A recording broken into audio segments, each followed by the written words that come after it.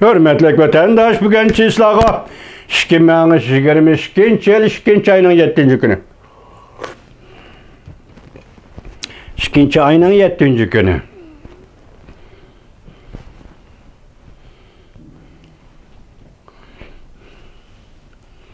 Hazır gördük.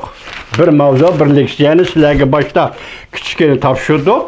Mesela baştan aytganda hazır Aksaray devletmez bir xatarlik emas. Jacques Sullivan'ın 3 qitim Rossiya Federatsiyasi Ukrainaga tajovuz qilishi mumkin deganligi to'g'risida sizlarga topshirib bo'ldik. Buni Alloh xolisa atiga tahlil qilish qoldiraylik vatandoshim. Hozir masalani tahlil qilaylik. Biz tushungan so'zga leksiyaga bu yon tarafdan isbotlash shaklida o'tirib chiqyapti. Masalan, Rossiya Federatsiyasi mehmon kutish mahkamasining boshlig'i Vladislav Kitoyev nima deydi? Rossiya prezidenti Vladimir Putin Beijing'de Cumhurbaşkanı'nın reis Xi Jinping bilan qo'l elib ko'rishmadi. Men başta bir qistirib o'tdim. 2 yil bo'ldi virusga. Yer shari yoki xalqaro jamiyat allaqachon ijod qilib bo'ldi. Jaynaklashib ko'rishishni. Bucha qo'l elishib ko'rishishga mumkin bo'lmasa, yuqumliq virus shuni cheklagan bo'lsa, jaynaklashib ko'rishish-chi? Nima uchun jaynaklashib ko'rishmadi? Vladislav efendi uning ustiga hozir Vladislav mehmon kutish mahkamasining boshlig'i Vladislav Kitoyev deydiki, ko'rishmaslikni, qo'l elishib, qo'l berib ko'rishmaslikni junguliq bizdan o'tindi yoki junguliq do'stlarimiz bizga shundoq iltimos qildi deydi. Buning ma'nosi nima? Mehmon kutish boshlig'i Vladislav Kitoyev efendi qo'l elishib ko'rishishdi veya ko'rishmaslikni bir davlat ikkinchi bir davlatdan iltimos qiladigan, o'tinadigan ish bormi? Bu diplomatiya sohasi. Biz buni yo'q deya olmaymiz. Nima uchun? Diplomatiya sohasi intayin nozik soha. Bir jumla so'z, bir chekit, jumladagi bir chekit, bir pash, bir so'roq belgisimi o'rinsiz qo'yilmaydi vatandoshim. Diplomatiya sohasi buning hammasining ma'nosi bor. Tushundingizmi? Shunga bu yerda qo'l elishib ko'rishishga bo'lmaydi dedi. Jungo taraf bizga bu iltimosni qildi, bizdan o'tindi. Shunga prezident Vladimir Putin Beijingda reis Xi Jinping bilan qo'l elishib ko'rishmadi. Endi siz bilan biz tahlil qilaylikki, qo'l elishib ko'rishmadi, o'tindi. Bu yerdagi sabab nima? Nima uchun? Konkret aytay, xiyolparastlik qilma desangiz, mayli konkret aytay, tunigan tahlil qildim. Masalan, misolga olaylik. İki davlat o'rtasida, Rossiya, Xitoy o'rtasida Uyg'uriston dedik. Bugun Uyg'uriston masalasi bo'yicha Vladislav aytgandek, Jungo hukumati, jungolik do'stlar bizni qanoatlantirdi. Bizning ehtiyojimizni va talablarimizga to'g'ri javob berdi, qanoatlantirdi. Bu talablarni nima deb savol qo'ydik. Oxirida Vladislav efendi o'zi javob berdi. Nima dedi? Virus? Yo'q. 2 yil bo'ldi virus masalasiga Vladislav efendi. Bu faqat niqob, o'zingizning fikrini niqoblayapsiz, yaptilayapsiz Vladislav efendi. Agar Uyg'uriston masalasi o'tirib qo'yildi, buningda Jungo hukumati bizni qanoatlantirdi deyishni xohlamasınız. Hozir uning vaqti kelmadi desangiz, marhamat Vladislav efendi. Biroq masala mushariki yo'shurun masala zodi nima? Jungo hukumati nima uchun qo'shilmadi? Men sizga aytay, agar Uyg'uriston masalasi bo'yicha Uyg'uristonning egilik huquqi, zemin territoriyasi bo'yicha Jungo hukumati qandaqda bunga ma'qul degan bo'lsa, qo'shilgan bo'lsa, qo'l elishib ko'rishganda vaqtida o'zidan qo'shilganligini butunlay qayd qilgan, muqimlashtirgan bo'ladi. Bu tarixda jungolik uchun, jungolik rahbarlar uchun yomon eg'irga to'xtaydigan ish bo'ladi. Qo'shildi, qanoatlandi degan so'zni qo'yib turaylik. Reis Xi Jinping qo'l uzatib ko'rishmadi. Prezident Vladimir Putin qo'l uzatib ko'rishmadi deganda Uyg'uriston masalan Uyg'uristonning egilik huquqi masalasiga berib ketildigan bo'lsa, ko'rishmadi deylik. Jungo hukumatining ko'rishmaydigan yana bir tarafi bor.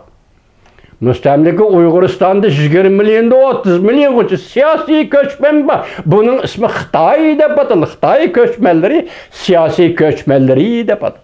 Siyasi göçmenler dep atılır da. 20 milyonda 30 milyon koça. Hazır Uyguristan meselesi bu iş var. Rusiyanın taleplerine. Yaki halkara cemiyetinin elçisi bop kelgen Prezident Vladimir Putin'nin taleplerine. Cungo hükümeti koşul deydi. Şunun üstüne kol verip mi görüşmedi sebep bir yerde ne dedik? 20 milyonda 30 milyon koça. Xitay'ın siyasi göçmenleri. Bulanın menfaati meselesi Prezident Rusiyalık Prezident Vladimir Putin'nin oturusida, yani halkara cemiyetinin keliştirişi mümkün, talep ihtiyaçları bu iş keliştirişi mümkün.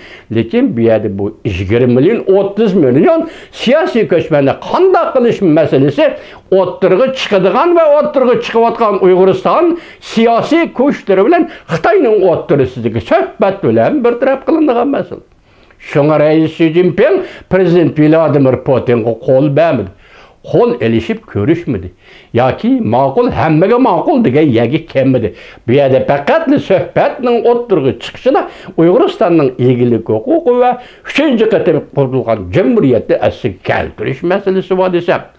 Mene xiyal prestemsiz, undaq demeysiz vatandaşlar, diyelmeyiz hazır. Neymiş ki? Ma 3. leksiyadi dedim ha ben. Bu ne viladısıda? Kitayip özü itiraf kılıvatıdı ya. Cungo hükümeti kol verip körüştü bizden halimedi. Ya muşunu orlaştırmayısılar dedi. Biz bu talep koşulduk davatıdı ya. Pakatlı kol veriş. Adli bir eş. İşte devlet rehberi kol verip körüşüş. Sizgi bizgi intay adli bir eş. Adli bir eş. Lekin diplomatiya siyaseti eş. Bunda emes geldiğin biz hazır kıskıça sizlerge sözlep verdik vatandaş. Şandık mı? Şandınız mı vatandaşım? Ben sizinle tam muhakeme kılıvatamam bir yerde şandınız mı diye sözü koyuştan acıt yok idi. Bu siz uçurgan yeni mesele. Şundaklı men uçurgan yeni mesele. Şandınız mı? Bu siz uçurgan yeni mesele. Ve men uçurgan yeni mesele. İki devlet rehberi kol elişip görüşmedi. Sebebi Cungoluk dostlar kol elişip görüşünü halamedi. Ötünde bizge iltimas kıldı. Biz kol elişip görüşmeyimiz dedi. Bunun içindeki eğer ve hikmetlik sırlık işladın. Nemi hikayeliğine Allah bir gün aşkarlaydı. Lekin tez vakit içinde aşkarlaştı. Allah'tan talep kılımız vatandaş. Şimdi akbaldı. Endi muşu vaziyetmen başı kıstırıp etken bir cümle var. 2. ayının 4. günü olimpik murasımı ahırlaştı. Ya şu günü başlandı. 3. murasım başlandı. Belki kütüp durgandı. Reis Xi Jinping Rusiyadan Prezident Vladimir Putin'nin kilişini kütüp durgandı. Etigende geldi. 3. murasım başlandı. Hedekadaki yalğız oltağı koydu. Yine de bir kişi yok. Kol elişip görüşmedi. Soğuk kıyafeti kütüp aldı degan sözlerini bugünkü maliksiye bilen birleştirip tahlil kılış vatandaş. Lekin bir yerde bir hikmet 2. ayının 4. günü Cungo'da olimpik murasimi ötküzülüvatkan bir peytte dal şu günkü toğurlap Amerika Qo'shma Shtatlarining Avam palatasi Cungo bilan umumyuzlik qarshi kapitali Amerika Avam palatasi Amerika raqobat qonunini ma'qulladi. Shu kunda. Demek ben bunu sizga tahlil qildim başta qisqacha nima dedim ayrilish. Amerika Cungo savdo va barliq soha bo'yicha ayrilish. Talto'kis Adajuda elvida Cungoluklar dedi muşu kanun loyiha orqali desam qo'shilamsiz. Vatandaşa. Shunday bo'ldi qarang, buning vaqtning qislig'i amaliyotda vaqtning qislig'i besimning jiddiyligini, Xitoyga kelayotgan besimning jiddiyligini isbotlab berdi vatandaş. Besim har kuni bo'lishi mumkin. Her vaqtda bo'lishi mumkin, lekin vaqt bilan qistab kelganda bu jiddiylik bu. Chunki olimpik murosim o'tkazayotgan paytda Amerika Avam palatasi qarshilashish kapitali Cungo bilan umumyuzlik qarshilashish kapitali Amerika raqobat qonunini ma'qulladi degan gap mana bu ekan.